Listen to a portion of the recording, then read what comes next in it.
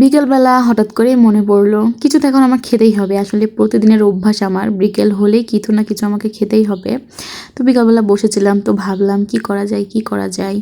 তো এই রেসিপিটা আমি অনেক দিন আগে নেটে দিয়ে দেখেছিলাম যে হচ্ছে ডিম দিয়ে দুধ দিয়ে পাউরুটি দিয়ে পুডিং বানাচ্ছে। তো আমিও চেষ্টা করলাম আজকে। তো প্রথমেই আমি একটু দুধ নিয়ে নিয়েছি, তারপরে পাউরুটির কয়েকটা টুকরো দিয়ে দিয়েছি, আর 2টা ডিম ভেঙে দিয়েছি, আর সামান্য একটু চিনি অ্যাড করেছি। তো দুধটা যেহেতু ফ্রিজে ছিল এই জন্য বের করার সময় একটু হালকা একটু বাইরে পড়ে গেছে। তো এখন এইগুলা সবগুলা একসাথে আমি ব্লেন্ডারে মিক্সড করে নিব। খুব ভালোভাবে মিক্সড করতে হবে এটা। মানে আমি আসলে যেভাবে দেখেছি ঠিক সেভাবেই করছি, জানি না কেমন হবে। আমি কিন্তু কখনো এইভাবে পুডিং বানিয়ে খাইনি। সবসময় দেখেছি বা খেয়েছি যে দুধ আর ডিম দিয়ে, কিন্তু পাউরুটি দিয়ে যেভাবে পুডিং বানানো যায় বা খাওয়া যায় এটাই আমি প্রথম দেখেছি, আর আমি ফার্স্ট টাইম করছি এটা।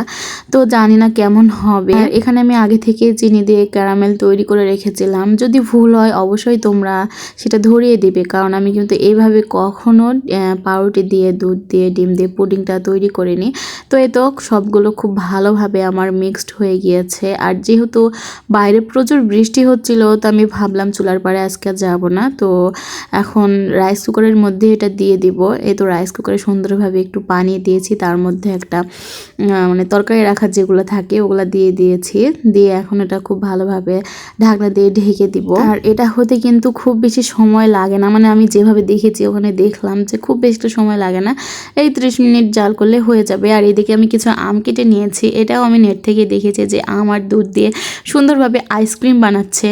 তো আমিও ভাবলাম যে আজকে একটু, যেহেতু সব কিছু বানাতে বসে পড়েছি, তো আজকে এটাও একটু করে নেই। তো একই ব্লেন্ডারে আমি আবার আমের টুকরাগুলো সুন্দরভাবে দিয়ে দিলাম। আর আমার কিন্তু জাল দেওয়া দুধ আগে থেকে ছিল, আমি একসাথে সবগুলা জাল দিয়ে রেখেছি।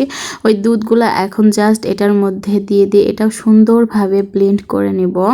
তো এই তো দুধগুলাও সুন্দরভাবে দিয়ে দিলাম। এটা কিন্তু আমার জাল করা দুধ, একটু ঘন করে নিয়েছি আমি দুধটা, খুব বেশি না। ওইদিকে রাইস কুকারে আমার পুডিং হচ্ছে, আর এইদিকে আমি আইসক্রিম বানানোর জন্য বেটারটা তৈরি করে নিচ্ছি। তো এখন এগুলাও খুব ভালো করে ব্লেন্ডারে দিয়ে ব্লেন্ড করে নেব। তো এই তো 2 থেকে 3 বার থেমে থেমে আমি ব্লেন্ডারে খুব সুন্দর করে এগুলাও ব্লেন্ড করে নিয়েছি। এখন জাস্ট একটা বাটিতে উঠিয়ে দিয়ে আমি এটা ফ্রিজে রেখে দেবো। আর আমি তেমনভাবে কোনো ডেকোরেশন করিনি, কারণ জানি না এটা খেতে আসলে কেমন হবে, যেহেতু এর আগে আমি কখনো করিনি, আজকে প্রথম। তো এই জন্য আমি কোনো রকম ডেকোরেশন করিনি, জাস্ট এইভাবে দিয়ে আমি ফ্রিজে রেখে দিয়েছি।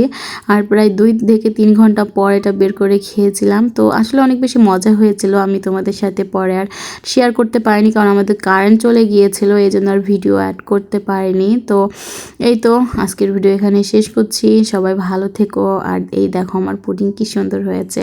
সো দেখা হচ্ছে নেক্সট ভিডিওতে। আল্লাহ হাফিজ।